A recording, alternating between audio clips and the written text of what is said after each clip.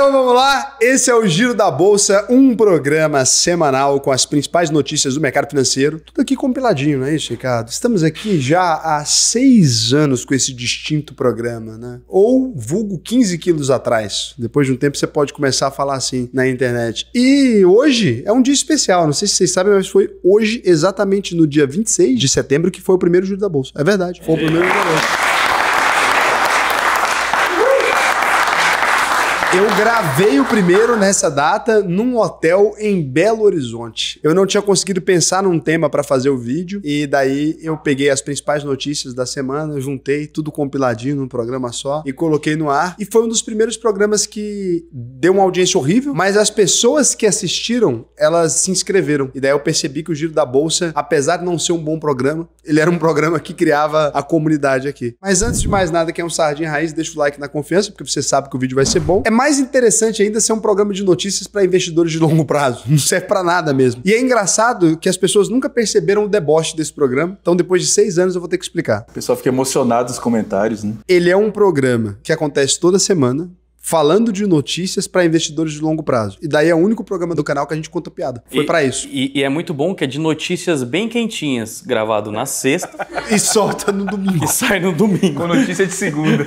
Mas é muito interessante, porque ninguém nunca percebeu o deboche que é. As pessoas levaram a sério e tal, né? Então, é claro que percebe. Quem é Sardinha Raiz sempre levou na brincadeira e sempre entendeu que é um programa de humor. A gente definiu que esse é o único programa de humor do canal, porque é assim que a gente trata quem escreve sobre notícias do mercado financeiro. É só uma licença poética. Uma piada. Quem escreve notícias do mercado financeiro é uma piada. Né, Ricardo? Hoje o programa tá sensacional aqui. A gente já começa o nosso queridíssimo índice Bovespa aqui valendo 0,64 a mais. Valorização interessante.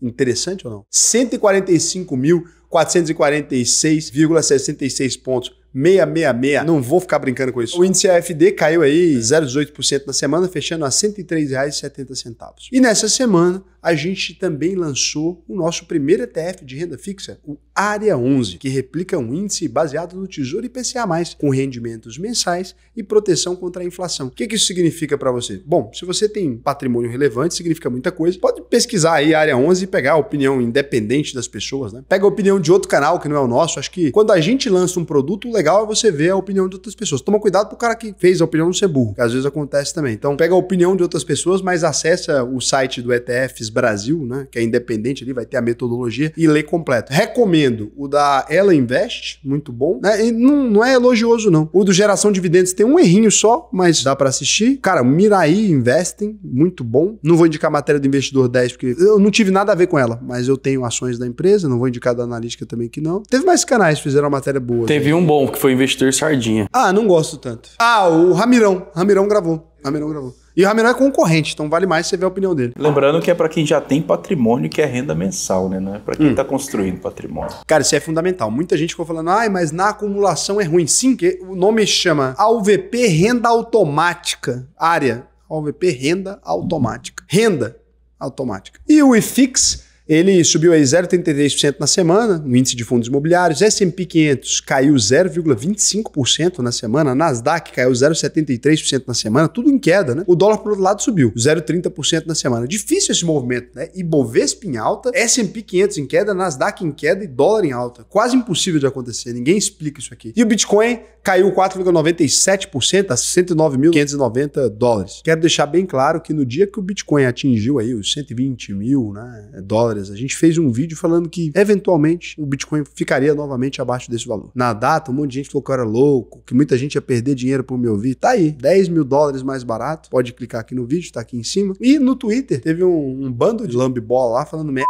Tá aí, ó, a gracinha de vocês, o que deu. Andando o povo comprar Bitcoin na alta. Bitcoin sempre tem ciclos, não é porque eu sou profeta, não. É porque ele sempre tem ciclos que ele sobe muito e ele cai de novo, eventualmente. Nunca é o limite, nunca é a última vez que o Bitcoin chegou naquele valor. Pode ser, mas não vai ser assim no momento que o mercado inteiro tá animado. Vai ser no momento, normalmente, que o mercado tá mais triste, entendeu? O Fear and Greed Index, que eu falei nesse vídeo. E o Ethereum, eterna cadelinha do Bitcoin, né? Tomou aí 9,28% de queda, devolvendo tudo que ele tinha subido nas últimas semanas. A gente teve aí uma semana cheia de surpresas na política política e no mercado financeiro. Teve senador enterrando a PEC da blindagem, inflação voltando a subir, mas a gente já começa com a notícia mais inusitada da semana, que foi a aproximação do Lula com o companheiro Trump lá nos Estados Unidos. Tava todo mundo achando que ia ter treta no primeiro encontro dos dois na Assembleia Geral da ONU, depois das sanções americanas e do tarifaço contra o Brasil. E até pareceu que isso realmente ia acontecer, porque o Lula fez um discurso todo protecionista, defendeu a soberania nacional e falando que ninguém tem o direito de interferir no judiciário brasileiro, companheiro. Mas depois que o Lula saiu da tribuna, ele passou pelo Trump, os dois se olharam, olho no olho, quero ver o que você faz. E o Trump acabou contando isso pra todo mundo no discurso dele. Falou que rolou uma química gostosa, e que o Lula gostou dele, e que ele gostou do Lula, e que isso foi muito bom, que ele só negocia com quem ele gosta. Eles acabaram marcando uma reunião delicinha aí pra semana que vem, agora estão se gostando, né? Se eu fosse o Lula, eu não ia presenciar, não. Esse TV vai dar merda. Às vezes, né, o Trump gosta do Zelensky um dia desse. Depois ele colocou ele lá, botou ele na cadeirinha, deu mó rolo. Então, assim, reflita. Todo mundo colocou como o Trump cedendo ao Lula e aos encantos do Lula, mas na verdade me pareceu muito mais uma bravatinha light, sabe? Foi nada. Foi ele cedendo aos encantos dos irmãos Slay. Isso, a gente vai falar disso aí mais Isso aqui, o Joesley, quando ele cochicha... Rapaz, é gostoso de ouvir. É bom demais. O Joesley cochichando, ninguém aguenta. E aí isso acabou repercutindo bastante na imprensa internacional, que falou em tom suave e palavras calorosas entre os presidentes da República. Macron não, né? Que ele aproveitou para reconhecer o Estado da Palestina. Isso deixa para depois. E aqui no Brasil... O Andrade também ficou com o coração quentinho e disse que o companheiro Trump parece ter gostado do companheiro Lula e que agora eles têm condição de discutir esse tarifaço que ele acabou minimizando, dizendo que depois do susto o impacto deve ser só de 4% nas exportações brasileiras. E o Alckmin, que é aí...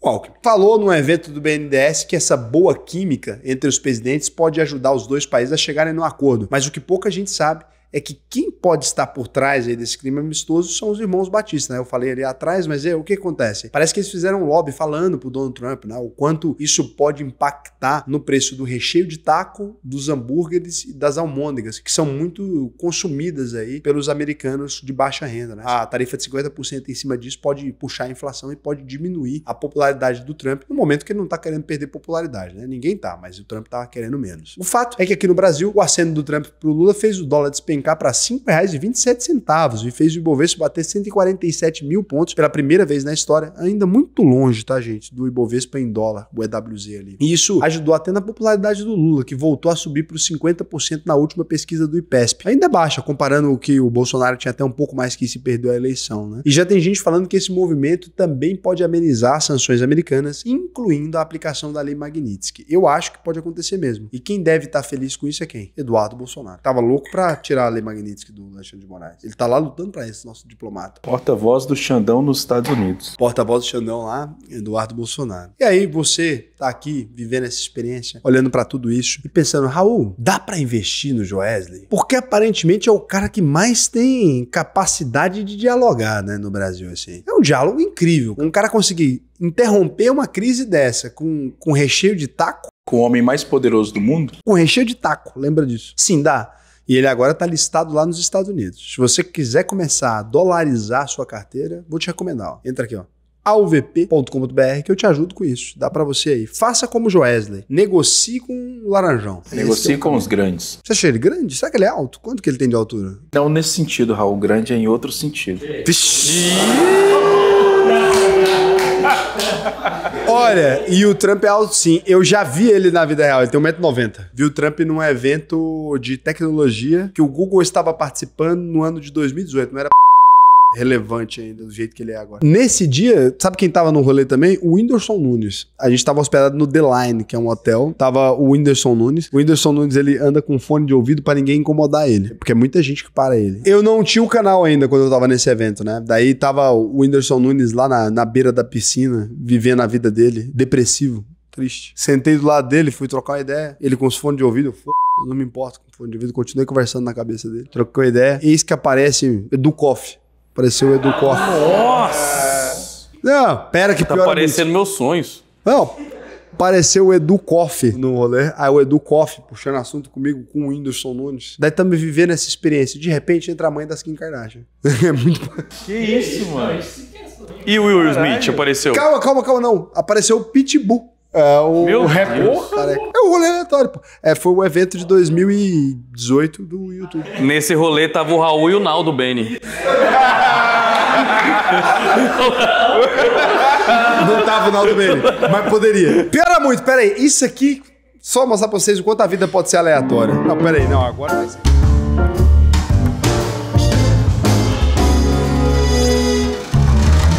Mas, voltando aqui, o que a gente tem nesse momento? Essa aproximação do Lula com o governo americano também tá fazendo muita gente acreditar na queda da tarifa no Brasil, porque isso afasta um pouco o risco sistêmico, né? Essas coisas todas, até da aplicação da lei Magnitsky. Tudo isso somado afasta esse risco sistêmico. O Trump tá sendo bem pontual e seletivo. Ele deixou por último a esposa do Alexandre de Moraes, né? Que também foi sancionada. E aí já tem matéria falando que o próprio STF também pode dar uma recuada e considerar deixar o Bolsonaro cumprir prisão domiciliar pela condenação na suposta trama golpista. Você tá chamando de suposta ainda? Será que o Xandão fica feliz com isso? Não fica e eu tô arrependido. Tem vários outros processos em andamento contra a família Bolsonaro e agora o Eduardo Bolsonaro também tá na mira do Conselho de Ética da Câmara por causa dos alegados ataques verbais ao STF e a tentativa de influenciar autoridades estrangeiras a impor sanções contra o Brasil. Ele também pode acabar caçado por excesso de tarifas. Digo, faltas, depois que o presidente Hugo Mota barrou uma manobra do PL que tentava fazer ele virar líder da minoria para evitar a cassação. Quem diria, né, que não dá pra ser deputado home office? Pô, mas é um absurdo, né? Que isso, cara? Tá dando pra trabalhar em banco home office, não dá pra virar deputado? Deputado não faz nada mesmo.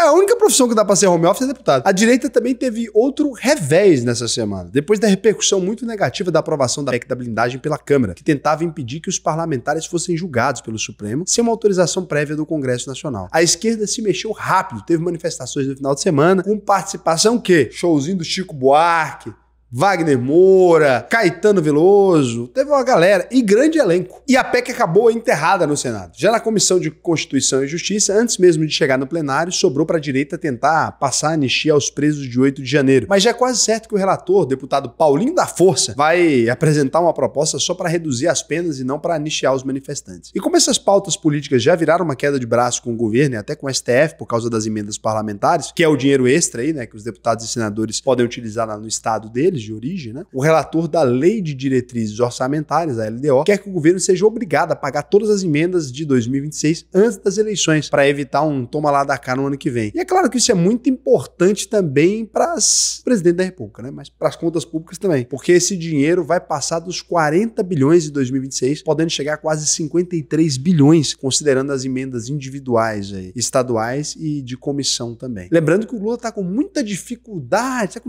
para cumprir a meta fiscal, mesmo com a Câmara tirando do arcabouço os investimentos em saúde e educação do Fundo Social e o Senado excluindo aí outros 30 bilhões da ajuda do governo para as empresas afetadas pelo tarifaço. Também pensando na meta fiscal, a equipe econômica acabou de congelar mais 1,4 bilhão do orçamento desse ano. Já são 12 bilhões que o governo vai deixar de gastar, mas ainda é muito pouco para o tamanho do rombo que deve passar dos 30 bilhões de 2025. Em setembro entrou o grosso. E aí a solução, né, entre aspas aí, continua sendo aumentar os impostos. E isso fez o governo arrecadar nada menos aí que 1,9 trilhão de reais só nos primeiros 8 meses desse ano. É uma loucura. Um recorde absoluto. São quase 4% de aumento real acima da inflação. Que isso, cara? A gente tá pagando imposto pra caramba, né? Na comparação aí com o mesmo período do ano passado. Ainda assim, o ministro Fernando Andrade continua defendendo a taxação de títulos de renda fixa que hoje são isentos para o investidor, como as LCIs e LCAs. Eu fiz até um vídeo aqui, né? Ele tá falando que isso não é para arrecadar, mas para disciplinar o mercado. Boa, né?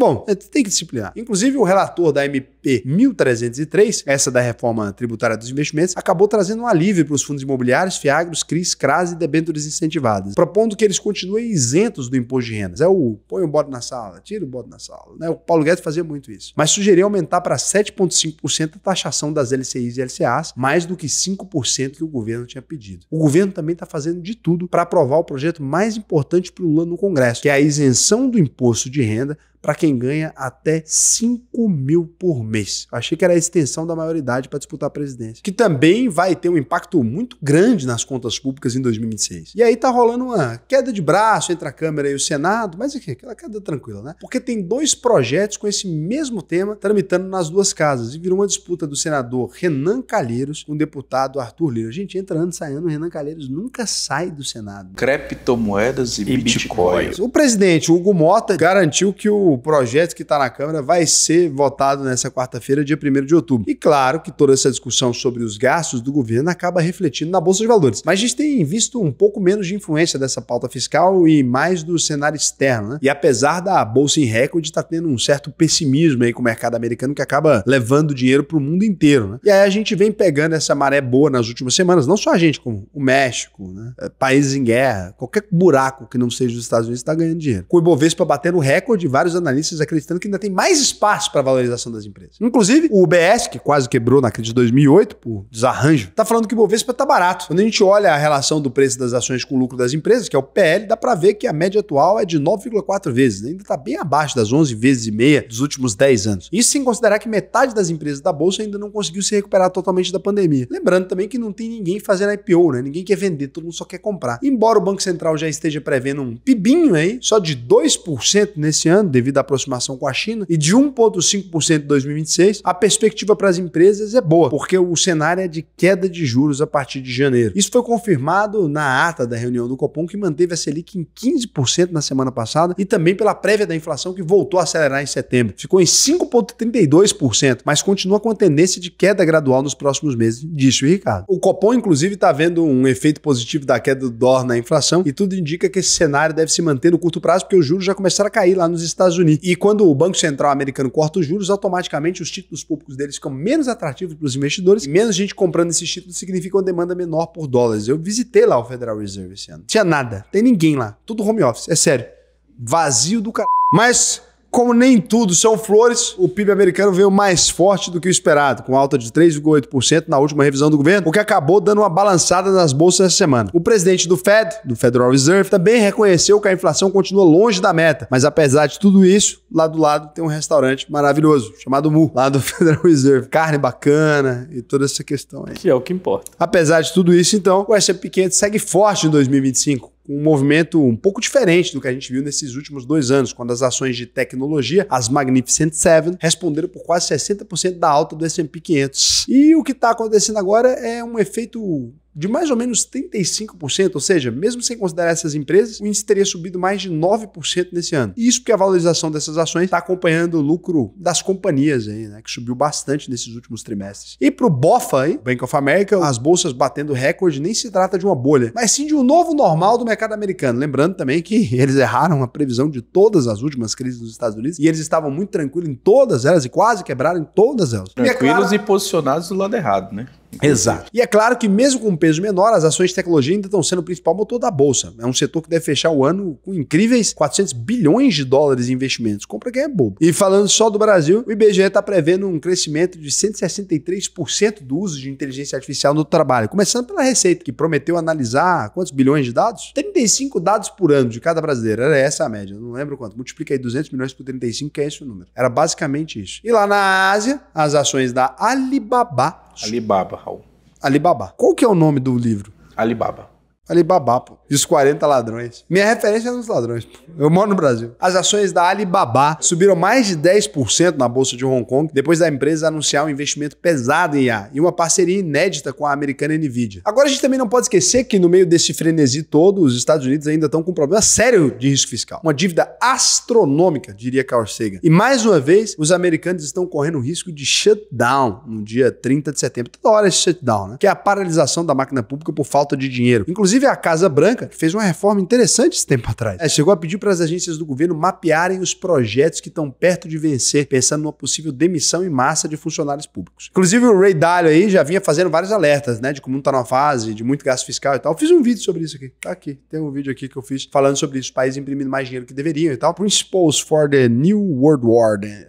Não é isso? O princípios da nova ordem mundial. Princípios da nova ordem mundial. Ele copiou o Princípios que deu certo, dele mesmo, e fez um livro que ninguém quer ler. Mas tá dando certo. E aí, pra piorar, os Estados Unidos estão metendo ainda mais tarifas, pesando a mão agora sobre os medicamentos, né? Meteram tarifa até na esposa do Xandão, brincadeira. E a OCDE tá falando que o impacto desse choque tarifário ainda está por vir, ou seja, essa conta vai chegar. Se você quiser aprender comigo, até onde eu sei também, porque eu também não sei de tudo, mas eu sei de muita coisa, eu te convido a entrar na UVP, acesse aí alvp.com.br. Ah, mas eu sou rico, eu vou ter que estudar, vou ter que fazer escola igual todo mundo, por que eu não posso simplesmente pagar um cara pra cuidar do meu dinheiro? Bom, a gente tem também. Depois lá dentro da escola você vai descobrir, a gente trabalha com a consultoria, trabalha com um profissional dedicado para cuidar do seu dinheiro, mas eu queria que você vestisse a sandalinha da humildade um pouco e descobrisse que ainda tem muito para aprender. Lá dentro da UVP tem marcação a mercado, lá dentro da UVP tem gestão de portfólio no Brasil e no mundo, né? Gestão de portfólio na China, etc. Você pode aprender. Mandar é fácil. Se você quiser pagar alguém para mandar qualquer assessoria aí, você contrata um badeco que vai lá obedecer tudo que você pede para ele fazer com a sua carteira, mas não necessariamente é isso que vai te dar dinheiro, não necessariamente é isso que vai te levar, pelo menos, pro clube do milionário em dólar. Casimiro, agora a gente vem pra quê? Pras rapidinhas. Uma rapidinha, Raul. Você sabe que Nem perguntei, calma. Tá muito rapidinho. Isso é uma rapidinha. Talvez. O que é uma rapidinha, Casimiro? Uma rapidinha. Você sabe que eu sou um grande fã de futebol americano, né? De rapidinha também, a gente sabe. E daí eu percebi que o intervalo do futebol americano é o tempo ideal de uma rapidinha. Quanto tempo dura? Uns 30 segundos. É um intercurso sexual breve. Desde então parei de assistir futebol normal, porque não dá, sobra muito tempo. 15 minutos, sabe? Tá doido? É, uma rapidinha não é nada disso não, né? Programa sério, família, principalmente agora, né? Donald Trump, situação, sei lá o quê. Lula, química. Uma rapidinha é uma coisa legal pra você fazer durante o encontro na ONU, quando você encontra um rival político, dá aquele abraço rapidinho, fala que pintou uma química. Cara, mas que escolha de palavra duvidosa, né? Ele gostou de mim. Eu gostei dele. Rolou uma química Falou uma muito química gostosa.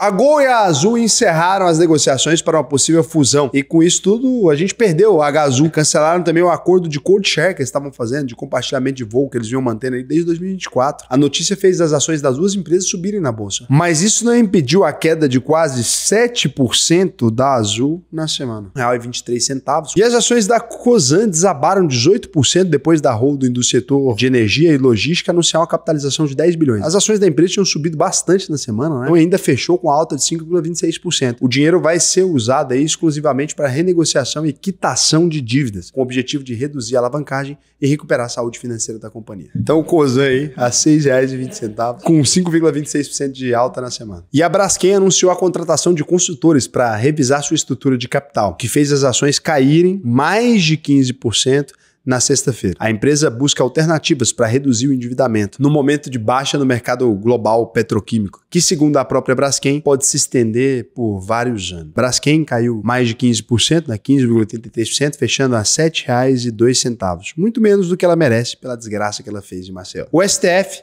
começou a analisar na sexta-feira o pedido de prisão preventiva contra Antônio Carlos Camilo Antunes, vulgo careca do INSS, que não gostou do apelido careca do INSS. Ricardo entende muito bem isso aqui. Eu não entendo nada disso. Ele é acusado de chefiar o esquema de descontos indevidos nas aposentadorias e pensões para fazer implante capilar. E teve prisão e teve a prisão decretada no âmbito da operação sem desconto no implante capilar da Polícia Federal. E a Toyota precisou adiar o lançamento do SUV previsto para outubro, depois de uma tempestade destruir parte da fábrica de motores em Porto Feliz, no interior de São Paulo. A chuva e os ventos de 95 km por hora provocaram danos severos na estrutura e deixaram pelo menos 30 trabalhadores feridos. As imagens aí são assustadoras, né? E para fechar o programa, a gente traz uma notícia realmente relevante. Essa é realmente relevante mesmo. Uma abóbora gigante de quase 1 tonelada foi erguida por um guindaste num festival na Rússia. Ela tem 969 quilos e foi uma homenagem ao membro do Vladimir Putin no Festival de Vegetais Gigantes da Universidade de Moscou. Outra notícia relevante aí é que o grande Uruan foi solto, tá?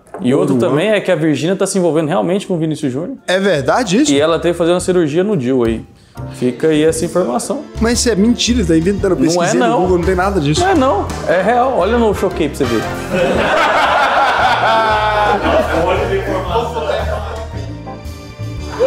Onde você tá? Fala pra mim. Cara, tô em casa nesse momento, espero. Na sua... Boa noite. Não, mas que essas pessoas aqui, você não tá em casa, né? Você não tá com essas pessoas aqui em casa. Cara, eu nem conheço. Nem sei como é que eu vou parar aqui. Eu tomei uns drinks na terça.